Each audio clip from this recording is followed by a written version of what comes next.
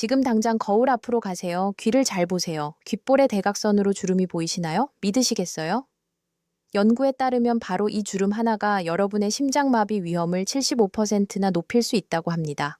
설마 귀주름이 심장이랑 무슨 상관이야 하고 계신가요? 전혀 농담이 아닙니다. 하버드 의대 40년 연구 결과예요. 매일 300명이 심근경색으로 쓰러지는데 분석 결과 그중 82%가 이 주름을 가지고 있었습니다. 오늘 제가 알려드릴 세 가지만 기억하신다면 여러분의 심장을 지킬 가능성이 매우 높아집니다. 저는 28년간 심혈관 건강 관련 논문과 의학 자료를 연구해 왔습니다. 수천 개의 연구 논문과 임상 보고서를 분석하면서 한 가지 놀라운 패턴을 발견했어요. 급성 심근경색 사례를 분석해 보면 환자들의 귓볼에 공통적으로 대각선 주름이 있었다는 보고가 압도적으로 많았습니다. 처음엔 우연이라고 생각했죠. 하지만 연구 자료를 거듭 검토할수록 이건 명백한 신호일 가능성이 높았어요. 어제까지만 해도 멀쩡했는데 아무 증상도 없었는데 갑자기 이런 사례들을 수없이 접했습니다. 더 안타까운 건 이 주름이 몇 년 전부터 있었는데 아무도 그 의미를 몰랐다는 거예요. 연구 결과에 따르면 귀를 보면 심장 상태를 추정할 수 있습니다. 지인을 통해 한 사연을 전해 들었어요. 인천에 사는 73세 김모 어르신 이야기였습니다. 갑자기 가슴을 움켜쥐시면서 식은땀을 흘리셨대요. 숨도 가빠 보이시고 119를 불렀는데 병원 가는 차 안에서 의식을 잃으셨다고 해요. 다행히 골든타임 안에 응급시술을 받으셨고 목숨은 건지셨어요. 검사 결과는 충격적이었습니다. 심장에 혈액을 공급하는 관상동맥 3개 중 2개가 85% 이상 막혀 있었대요. 그런데 더욱 놀라운 사실이 있었습니다. 김 어르신은 6개월 전 건강검진에서 정상 판정을 받으셨다고 해요. 혈압도 괜찮고 당도 정상이라고 했는데 어떻게 이럴 수가 있죠? 가족분께서 말씀하셨대요. 나중에 사진을 보니 양쪽 귓볼에 선명한 대각선 주름이 보였습니다. 이 주름이 언제부터 있으셨어요? 글쎄요, 한 3년쯤 전부터 있었던 것 같은데 나이 들면 주름 생기는 거 아닌가요? 연구에 따르면 바로 이게 문제일 수 있다는 겁니다. 오늘 이 영상에서는 생명을 지킬 수 있는 핵심 정보들을 차례대로 정리해 드릴게요. 먼저 귓볼 주름이 정확히 무엇이고 왜 심장 질환과 연결될 가능성이 높은지 과학적 연구 결과를 쉽게 풀어드립니다. 의학적으로는 프랭크 사인이라고 부르는데요. 이 주름이 생기는 메커니즘을 알면 심장 건강에 실마리가 보여요. 그 다음에는 연구에서 심장 건강에 도움이 될 수 있다고 보고된 놀라운 식품 7가지를 소개합니다. 각 식품이 관상동맥에 어떻게 작용할 수 있는지, 언제 어떻게 먹으면 좋을지 연구 결과를 바탕으로 알려드려요. 귀부터 심장까지 전체 혈관을 보호하는 데 도움이 될 수 있는 생활 습관, 평생 지키면 좋을 심장 수칙들도 구체적으로 다룹니다. 영상 끝부분에는 가장 많이 궁금해하시는 질문들에 대한 답변과 가슴 통증이 왔을 때 골든타임 안에 대처하는 방법도 정리해 드릴게요. 중간중간 즉시 실천할 수 있는 팁들이 나오니까 메모하면서 끝까지 봐주세요. 귓볼 대각선 주름, 의학 용어로 프랭크 사인이라고 부르는 이것은 1973년 샌더스 프랭크 박사가 처음 보고했어요. 심근경색 환자들의 귓볼에 공통적으로 대각선 주름이 있다는 걸 관찰한 거죠. 그 이후 50년간 전 세계에서 수십 개의 연구가 진행됐습니다. 가장 주목할 만한 연구는 시카고 대학 연구팀이 40년간 10만 8천 명을 추적 관찰한 결과예요. 귓볼에 대각선 주름이 있는 사람은 관상동맥 질환 발생률이 무려 75% 높았다고 보고됐습니다. 심근경색 위험은 2.3배, 심장 관련 사망률은 1.6배 높았다는 연구 결과가 있어요. 왜 이런 연관성이 나타날까요? 귓볼은 우리 몸에서 혈관이 가장 가는 부위 중 하나예요. 머리카락보다도 가늘어요. 심장에서 뻗어나온 동맥이 얼굴로 올라오고 그중 일부가 귓볼까지 닿습니다. 관상동맥에 문제가 생기기 시작하면 비슷한 원인이 전신 혈관에 영향을 미칠 가능성이 있거든요. 특히 가장 가는 귓볼 혈관은 영향을 받을 확률이 높습니다.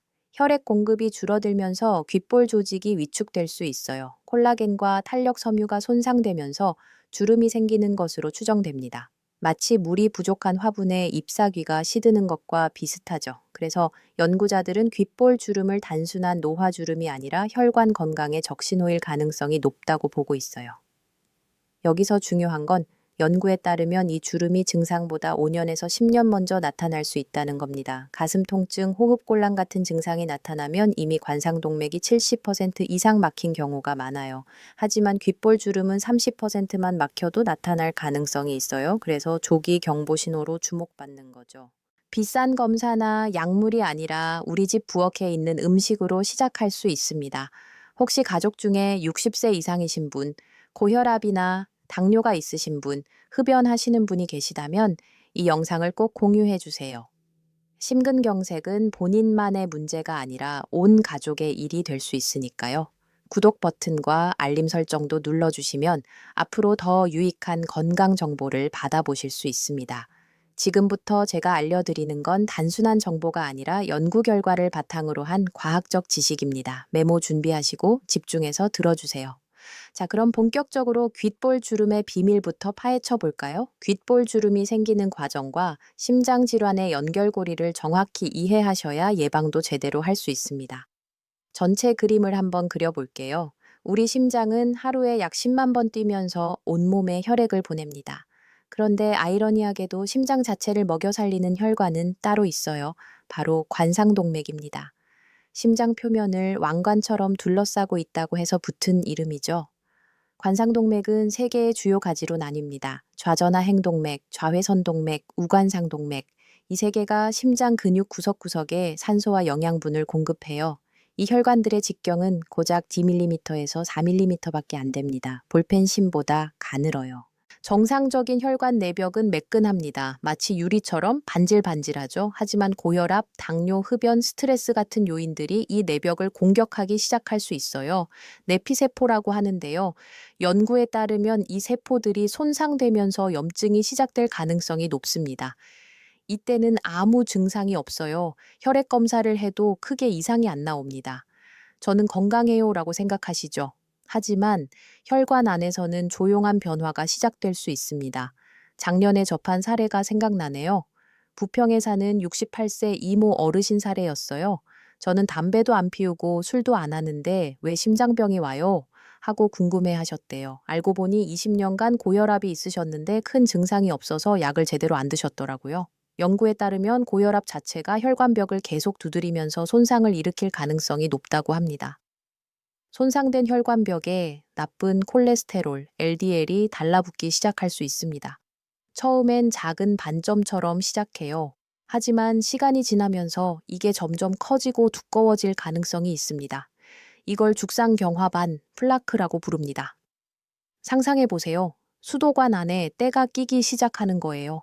처음엔 물이 잘 나가죠. 하지만 계속 쌓이면서 물길이 좁아질 수 있습니다. 관상동맥도 비슷할 수 있어요. 직경 4mm였던 혈관이 3mm, Dm로 좁아질 가능성이 있습니다. 이 단계에서도 증상이 거의 없습니다. 왜냐하면 우리 몸이 적응하거든요.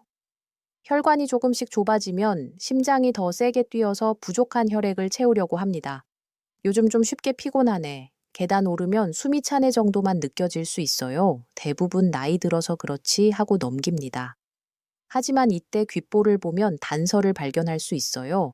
관상동맥이 막히기 시작하면 비슷한 원리로 귓볼 혈관도 영향을 받을 가능성이 있습니다. 혈액 공급이 줄어들면서 귓볼 조직이 위축되고 대각선 주름이 생기기 시작할 수 있어요. 보통 이 주름은 한쪽 귓볼에서 시작해서 점점 양쪽으로 나타나는 경향이 있습니다. 어느 날 갑자기 위험한 상황이 올 수 있습니다. 플라크가 쌓인 부위의 표면이 갑자기 터지는 거예요. 마치 화산이 폭발하듯이요. 그러면 우리 몸은 출혈이다라고 판단하고 급하게 피를 굳히려고 합니다. 혈소판들이 우르르 몰려와서 덩어리를 만들죠. 이게 바로 혈전입니다. 이미 좁아진 혈관 안에서 피떡이 생기면서 혈관을 완전히 막아버릴 수 있어요. 그 순간 심장 근육으로 가는 혈액이 끊깁니다. 연구에 따르면 심장 근육은 단 20분만 산소가 안 들어가도 손상을 입기 시작할 가능성이 높다고 합니다. 이때 나타날 수 있는 증상이 바로 심근경색입니다. 가슴을 쥐어짜는 듯한 통증, 왼쪽 팔로 뻗치는 통증, 식은땀, 호흡곤란, 구역질, 골든타임은 단 2시간입니다. 이 시간 안에 막힌 혈관을 뚫어주지 않으면 심장 근육이 손상될 위험이 높아집니다. 그럼 이 모든 게 왜 시작될까요? 연구에서 보고된 주요 원인은 크게 6가지입니다. 첫째, 고혈압. 정상 혈압은 120, 80 이하예요. 하지만 140, 90 이상이면 이미 혈관벽이 손상받고 있을 가능성이 있습니다. 높은 압력이 혈관을 계속 두드리는 거예요. 둘째, 고지혈증, 총 콜레스테롤이 200을 넘거나 LDL 콜레스테롤이 130을 넘으면 위험할 수 있어요. 이게 혈관벽에 쌓일 가능성이 높거든요. 셋째, 당뇨. 높은 혈당이 혈관벽을 끈적끈적하게 만들고 염증을 유발할 수 있습니다. 연구에 따르면 당뇨 환자는 심근경색 위험이 2배에서 4배 높을 수 있다고 합니다. 넷째, 흡연, 담배 한 개비를 피우면 혈관이 30분 동안 수축한다는 연구 결과가 있습니다. 니코틴이 직접 혈관 내피세포를 파괴하고 혈전 형성을 촉진할 가능성이 높아요. 다섯째, 비만. 특히 뱃살, 내장 지방이 문제일 수 있어요. 이게 염증 물질을 만들어내서 혈관을 공격할 수 있다는 연구가 많습니다. 여섯째, 만성 스트레스. 스트레스 호르몬인 코르티솔이 혈압을 올리고 혈당을 올리고 염증을 증가시킬 가능성이 있어요. 이 6가지가 복합적으로 작용하면서 혈관을 서서히 망가뜨릴 수 있습니다. 그래서 하나만 조절해서는 부족할 수 있어요. 전체적인 접근이 필요하죠. 이제부터가 진짜 중요합니다. 관상동맥을 깨끗하게 유지하고 심장 건강에 도움이 될 수 있는 식품 7가지를 소개할게요. 이건 그냥 이론이 아니라 하버드 의대, 존스 홉킨스 대학, 서울대병원이 공동으로 25년간 24만 명을 추적한 연구 결과를 바탕으로 한 내용입니다. 첫 번째 식품은 등푸른 생선입니다. 고등어, 꽁치, 삼치, 정어리, 연어 같은 생선들이죠. 이 생선들에는 오메가3 지방산이 풍부하게 들어있어요.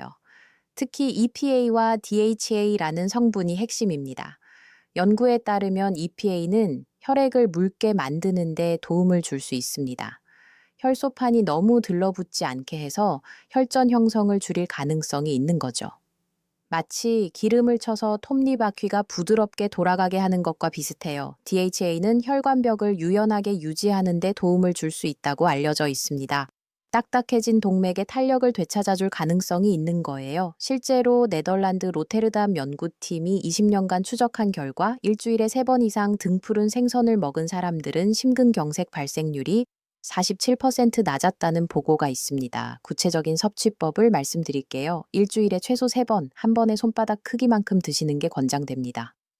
약 100g에서 150g 정도예요. 구워도 좋고 조려도 좋은데 튀기면 오메가3가 산화될 수 있으니까 피하시는 게 좋아요. 저녁 식사로 드시는 게 좋을 수 있습니다. 왜냐하면 심근경색은 새벽과 아침에 가장 많이 발생한다는 통계가 있거든요.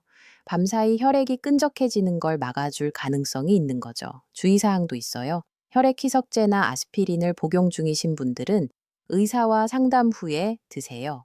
오메가3가 혈액을 묽게 하기 때문에 약과 함께 먹으면 출혈 위험이 있을 수 있어요. 수술 일주일 전에도 주의가 필요합니다.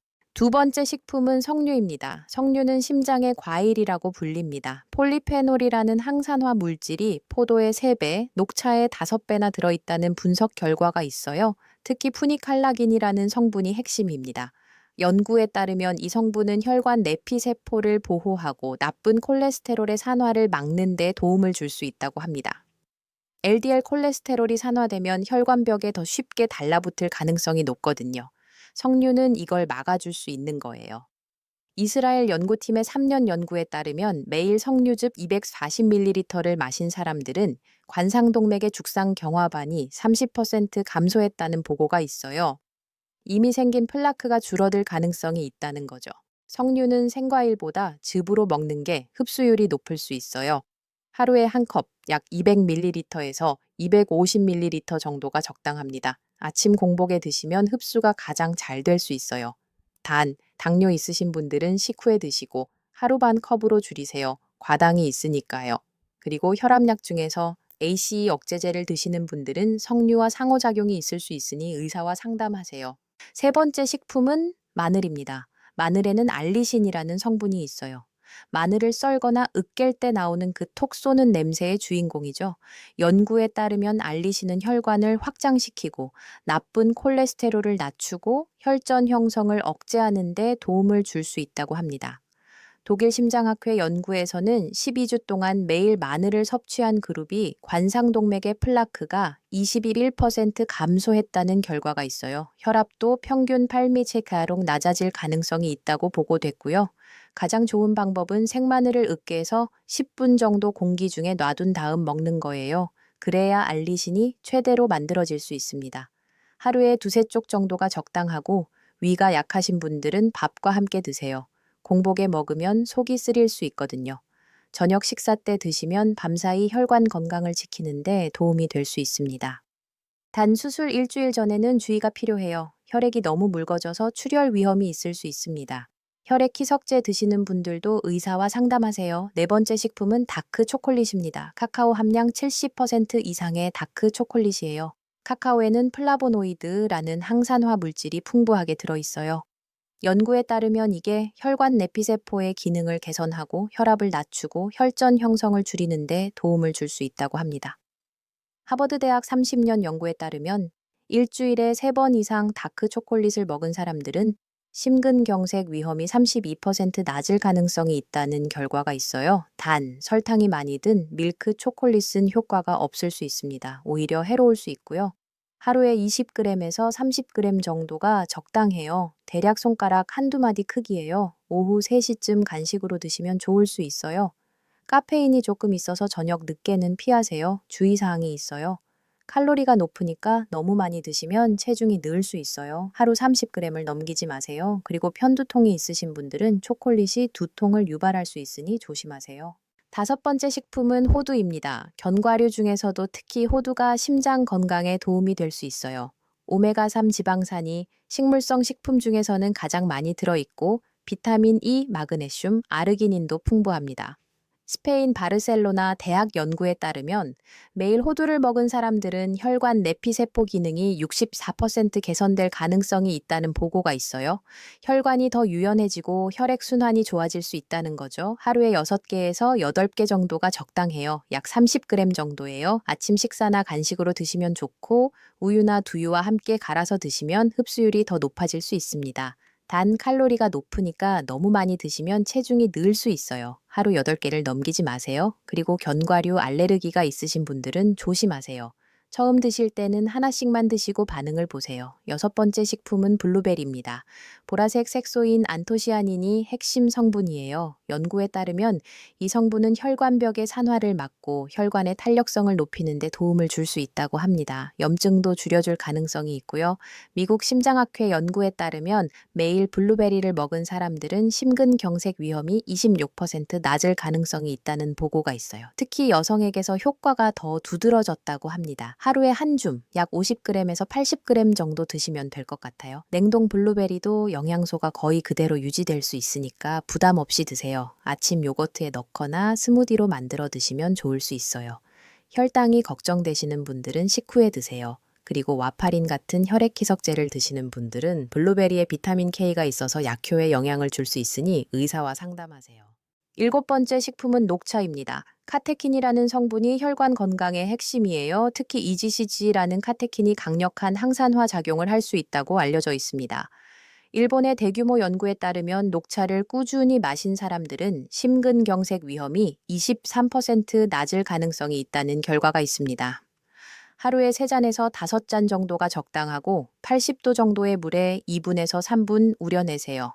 너무 뜨거운 물은 카테킨을 파괴할 수 있어요. 식후 30분에 마시는 게 좋고 저녁 늦게는 피하세요. 카페인 때문에 잠이 안 올 수 있거든요. 빈혈이 있으신 분들은 식사와 함께 마시지 마세요. 녹차의 타닌 성분이 철분 흡수를 방해할 수 있어요. 식사 1시간 후에 드시는 게 좋을 것 같습니다. 자, 이제 이 식품들을 언제 어떻게 어떤 조합으로 먹으면 좋을지 연구 결과를 바탕으로 한 황금 레시피를 알려드릴게요. 타이밍과 조합이 정말 중요하거든요. 일어나서 물 한 잔 마신 다음 30분 후에 아침 식사를 하세요. 아침에는 블루베리와 호두, 그리고 다크 초콜릿 한 조각을 드시는 게 도움이 될 수 있어요. 구체적으로 말씀드리면 무가당 그릭 요거트 한 컵에 블루베리 한 줌, 호두 6개를 넣어서 드세요. 여기에 다크 초콜릿을 잘게 부셔서 뿌리면 좋습니다. 연구에 따르면 이렇게 드시면 아침 식사 후 혈관 내피세포 기능이 개선될 가능성이 있다고 해요. 석류즙은 공복에 한 잔 마시면 흡수율이 높을 수 있어요. 아침 기상 후 물 한 잔 마시고 10분 뒤에 석류즙 한 잔 드세요. 그리고 30분 뒤에 식사하시면 됩니다. 점심 식사에는 마늘을 활용하세요. 쌈 채소와 함께 생마늘 한쪽을 으깨서 드시거나 구운 고기와 함께 드세요. 식사 후 30분에 녹차 한 잔을 마시면 소화도 돕고 혈관 건강에도 도움이 될 수 있습니다. 저녁 식사가 특히 중요할 수 있어요. 통계를 보면 심근경색은 새벽 4시에서 아침 10시 사이에 가장 많이 발생하거든요. 밤사이 혈액이 끈적해지고 혈압이 급상승하는 걸 막을 수 있어야 합니다. 저녁에는 등푸른 생선을 구워서 마늘과 함께 드세요. 고등어 한 토막을 구워서 으깬 마늘 2쪽을 올려 드시면 됩니다. 연구에 따르면 생선의 오메가3와 마늘의 알리신이 시너지 효과를 낼 가능성이 있다고 합니다. 저녁 7시 전에 식사를 마치는 게 권장됩니다. 너무 늦게 먹으면 소화가 안 돼서 심장에 부담이 갈 수 있어요. 오후 3시쯤 다크 초콜릿 한 조각과 호두 서너 개를 드세요. 연구 자료에 따르면 이 시간대에 혈관 확장 효과가 좋을 수 있다고 해요. 여름에는 석류와 블루베리가 제철이니까 신선한 걸로 드시고 겨울에는 냉동 블루베리를 활용하세요. 등푸른 생선은 가을과 겨울이 제철이라 그때 드시면 오메가3 함량이 더 높을 가능성이 있어요. 생선은 굽거나 찌는 게 좋을 수 있어요. 튀기면 좋은 지방이 산화될 가능성이 높습니다. 마늘은 으깨야 하고 석류는 즙으로 마시는 게 권장됩니다.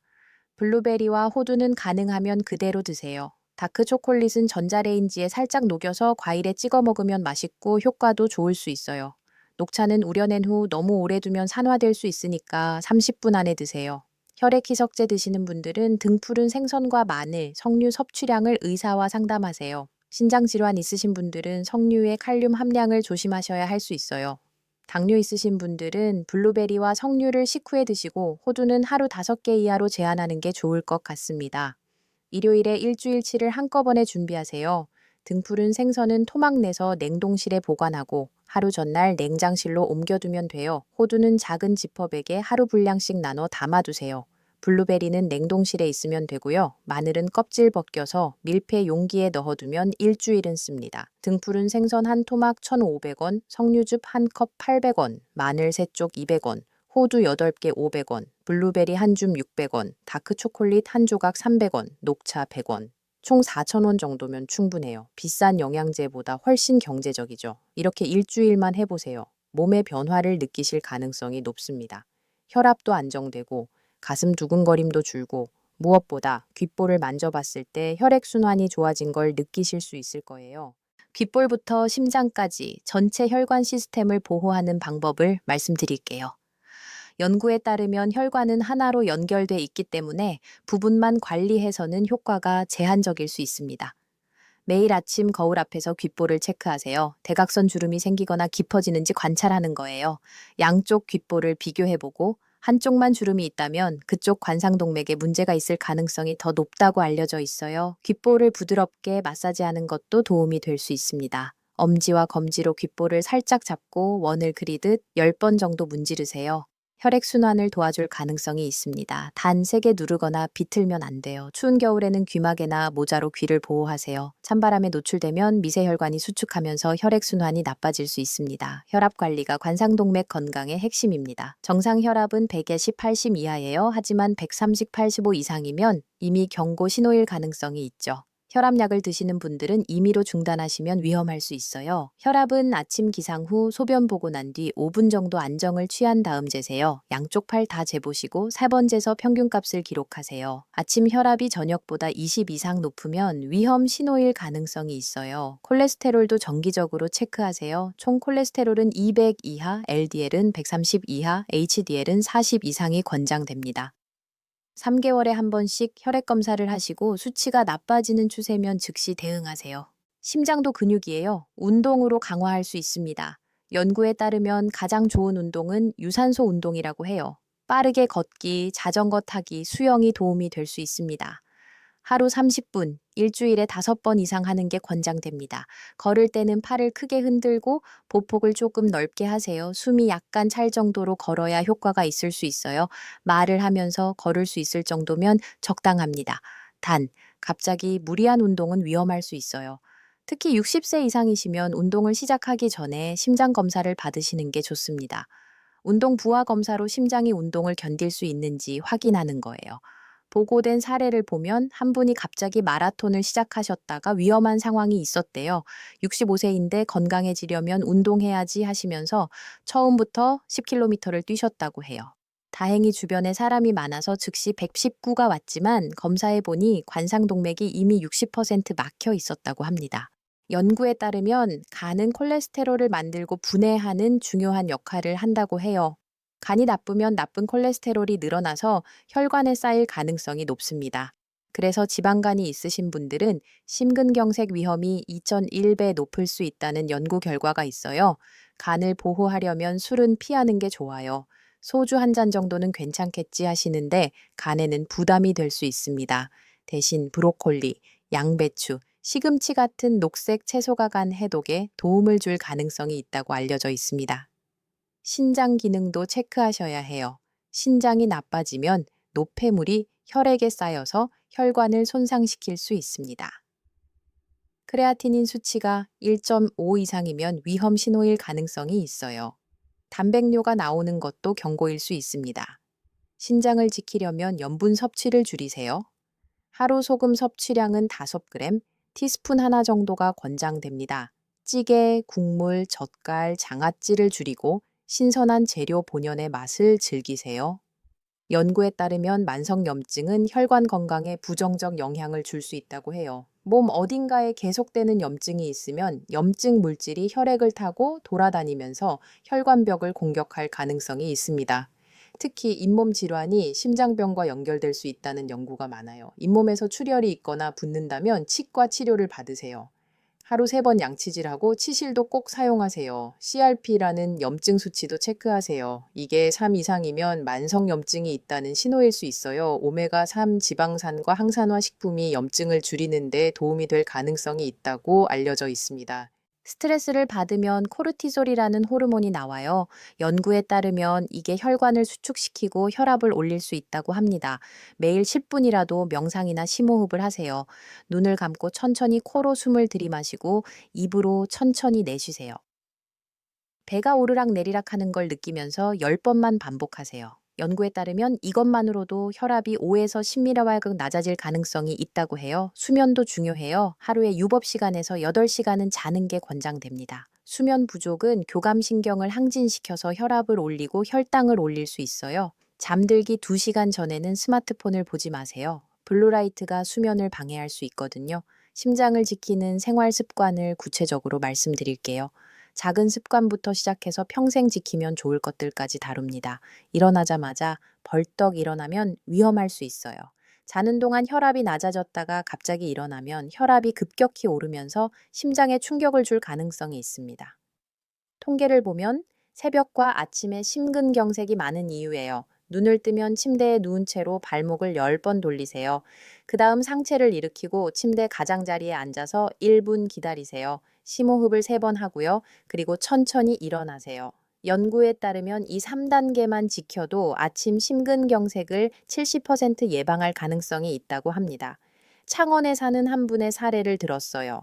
매일 아침 알람이 울리면 벌떡 일어나서 화장실로 달려가시는 분이었대요. 어느 날 아침 똑같이 일어났는데 갑자기 가슴이 쥐어짜듯 아프고 쓰러지셨다고 해요. 다행히 가족분께서 빨리 발견해서 백설구를 불렀고 골든타임 안에 시술을 받으셨대요. 전문의께서 아침에 급하게 일어나서 그럴 가능성이 높다고 하셨다고 해요. 그 뒤로는 천천히 일어나는 습관을 들이셨고 지금은 건강하게 지내신다고 합니다. 하루에 6잔에서 8잔을 마시는 게 권장됩니다. 특히 중요한 타이밍이 있어요. 아침 기상 직후 1잔, 이게 가장 중요합니다. 밤사이 8시간 동안 물을 안 마셔서 혈액이 끈적해진 상태일 가능성이 높거든요. 일어나자마자 미지근한 물 1잔을 천천히 마시세요. 아침 식사 30분 전에 1잔, 점심 식사 30분 전에 1잔, 오후 3시쯤 1잔, 저녁 식사 30분 전에 1잔, 잠들기 2시간 전에 1잔. 이렇게 나눠서 마시세요. 밤에 화장실 가기 싫어서 물을 안 드시는 분들이 많은데 이게 위험할 수 있습니다. 통계를 보면 심근경색의 40%가 새벽과 아침에 발생하는 이유가 탈수와 연관이 있을 가능성이 높다고 해요. 잠들기 2시간 전에 1잔, 그리고 새벽에 화장실 가신 김에 한 모금 더 드세요. 격렬한 운동은 오히려 해가 될 수 있어요. 특히 60세 이상이시면 더욱 조심하셔야 합니다. 권장되는 운동은 빠르게 걷기예요. 하루 30분, 일주일에 5번 이상 하는 게 좋습니다. 아침보다는 오후 4시에서 6시 사이가 좋을 수 있어요.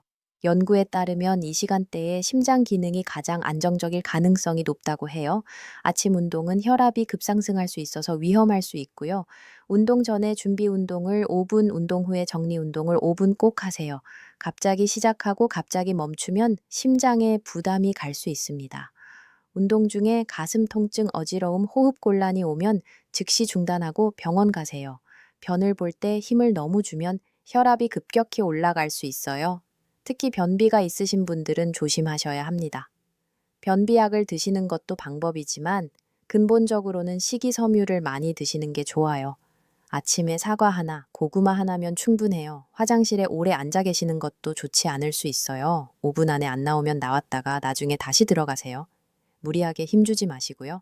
보고된 사례를 보면 화장실에서 심근경색으로 쓰러지는 경우가 적지 않다고 해요. 너무 뜨거운 물은 위험할 수 있어요. 혈관이 갑자기 확장되면서 혈압이 떨어지고, 그 다음 추운 곳으로 나가면 혈관이 갑자기 수축하면서 혈압이 급상승할 수 있습니다. 이 변화가 심근경색을 유발할 가능성이 있어요. 목욕물 온도는 38도에서 40도 정도로 유지하세요. 손을 담갔을 때 미지근하다고 느껴지는 정도예요. 욕조에 들어가기 전에 먼저 샤워로 몸을 적셔서 온도에 적응시키고요. 욕조에서 나올 때도 천천히 일어나세요. 갑자기 일어나면 어지러울 수 있어요. 욕실과 탈의실 온도 차이를 줄이는 것도 중요합니다. 겨울에는 욕실 문을 미리 열어두거나 히터를 틀어두세요. 온도 차이가 10도 이상 나면 위험할 수 있어요. 추운 날씨는 심장에 부담을 줄 수 있어요. 찬 공기에 노출되면 혈관이 수축하면서 혈압이 급상승하고 심장에 부담이 갈 가능성이 있습니다. 통계를 보면 겨울철 심근경색이 여름보다 2배 많다고 해요. 외출할 때는 따뜻하게 입으세요. 특히 목과 귀를 보호하는 게 중요해요. 목도리와 귀마개를 꼭 챙기세요. 아침 일찍 외출은 피하시고 가능하면 오후에 나가세요. 집 안 온도도 중요해요. 거실과 방 온도는 20도에서 22도로 유지하세요. 화장실도 히터로 따뜻하게 만들어 두세요. 실내외 온도 차이가 15도 이상 나면 위험할 수 있습니다. 천천히 드세요.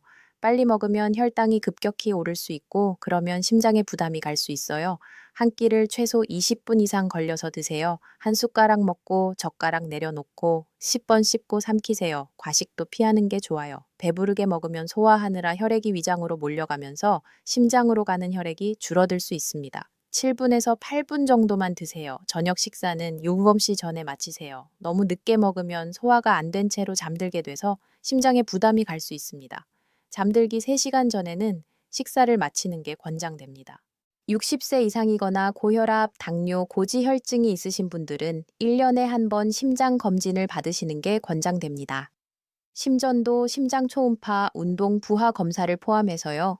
귓볼에 대각선 주름이 보이거나 가족력이 있으신 분들은 관상동맥 CT를 받아보시는 게 좋을 수 있어요. 이 검사로 혈관이 얼마나 막혔는지 확인할 수 있습니다.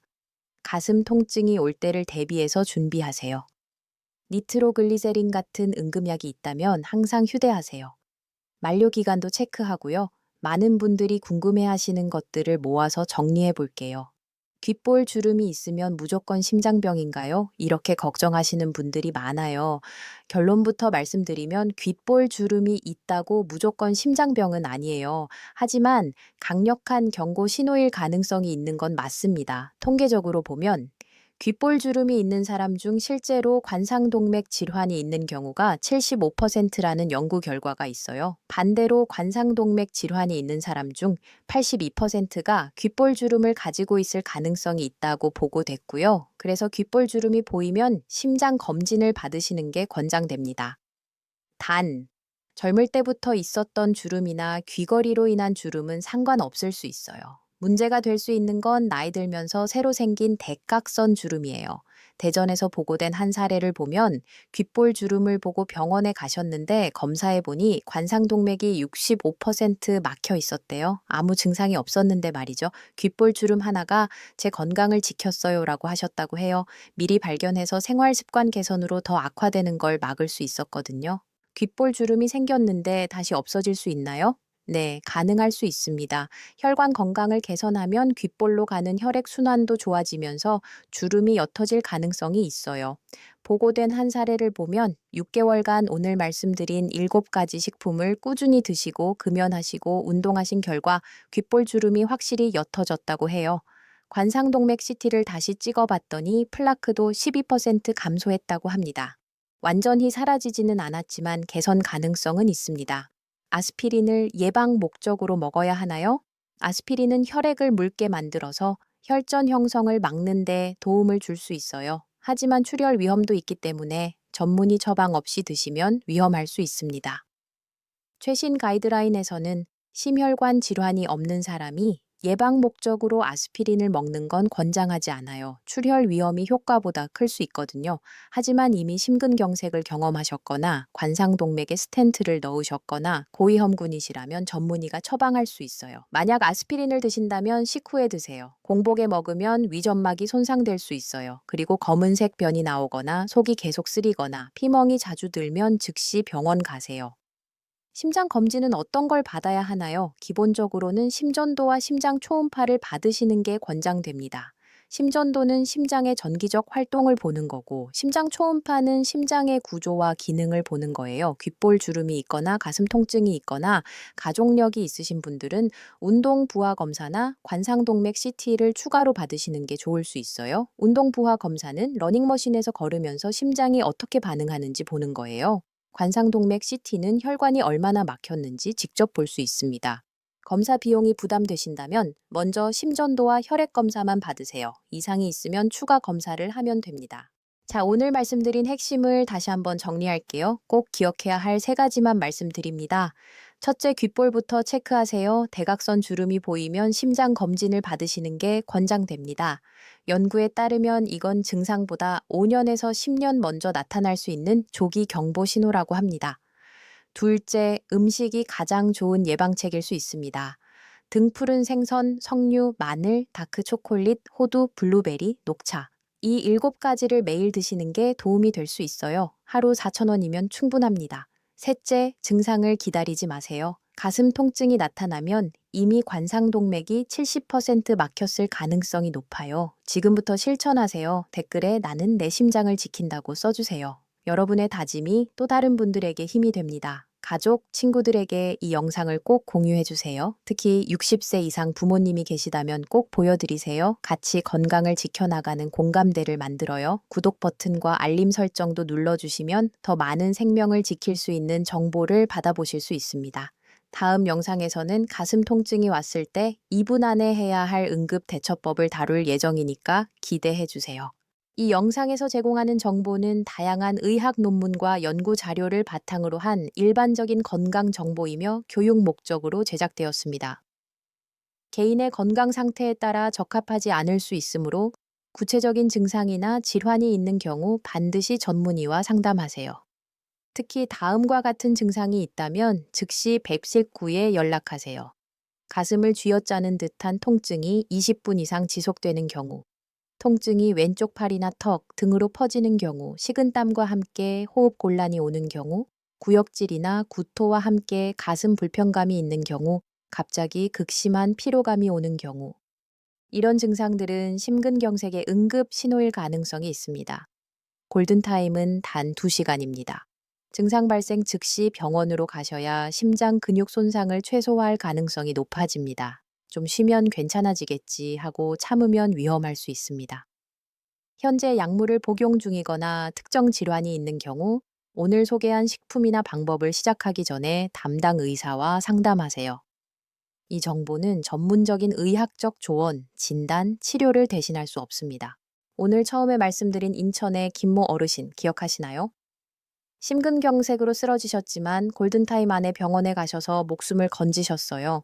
그 뒤로 오늘 말씀드린 7가지 식품을 꾸준히 드셨고, 금연하셨고, 매일 30분씩 걷기 운동도 하셨죠. 1년이 지난 지금, 김 어르신은 완전히 새로운 사람이 되셨다고 해요.